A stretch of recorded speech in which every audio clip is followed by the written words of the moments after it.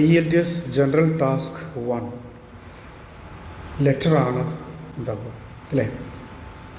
ഈ ലെറ്റർ എന്ന് പറയുന്നത് 3 വിധത്തിലുള്ള ലെറ്ററാണ്. ഒന്ന് informal letter, formal letter and semi formal letter. Informal letter എന്ന് പറഞ്ഞു കഴിഞ്ഞാൽ അത് ആബ്സല്യൂട്ട്ലി കാഷ്വൽ ആയിട്ട് സംസാരിക്കുന്ന ഒരു രീതിയാണ്. അതങ്ങനെ സംസാരിക്കുന്ന രീതിയിൽ തന്നെയാണ് ആ ലെറ്റർ നമ്മൾ എഴുതേണ്ടത്. അങ്ങനത്തെ ഒരു റൈറ്റിംഗ് സ്റ്റൈലാണ് അവിടെ കൊണ്ടുവരേണ്ടത്. അതാണ് ഇൻഫോർമൽ റൈറ്റിംഗ് എന്ന് പറയുന്നത്. എന്നാൽ ഫോർമൽ ലെറ്റർ ഉണ്ട്. Formal letter is absolutely quality maintain ചെയ്തുകൊണ്ടാണ് എഴുതേണ്ടത്. പ്രധാനമായിട്ടും ബി പ്ലസ് പാസ്റ്റ് പാർട്ടിസിപ്പിളാണ് അവിടെ കൂടുതലായിട്ടും ഉപയോഗിക്കേണ്ടത്.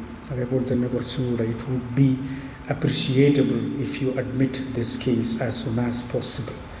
അങ്ങനെയുള്ള ഒരു ടെൻഡൻസിയാണ് അവിടെ നമ്മുടെ ഭാഷയുടെ ശൈലിയിൽ വരേണ്ടത്.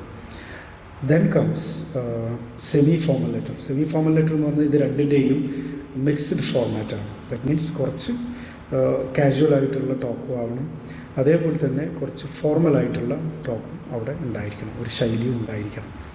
എന്ന് വെച്ചാൽ നമ്മൾ ഏറ്റവും കൂടുതൽ എനിക്കറിയാവുന്ന ഒരാൾക്ക് ഞാൻ ഫോർമാലിറ്റിയോടുകൂടി കത്തെഴുതുന്ന സ്വഭാവമാണ് അതിന്. ഫോർ എക്സാമ്പിൾ, ഞാൻ റെൻറ്റിന് താമസിക്കുന്ന ഒരു വീട്, ആ വീട്ടിൽ കുറച്ച് റിപ്പയറിങ് വർക്ക് ആവശ്യമുണ്ട്. സ്വാഭാവികമായിട്ട് റെൻറ്റിന് താമസിക്കുന്ന ഉടമസ്ഥൻ നിങ്ങളുമായിട്ട് നല്ല പരിചയമുള്ള ആളായിരിക്കുമല്ലോ.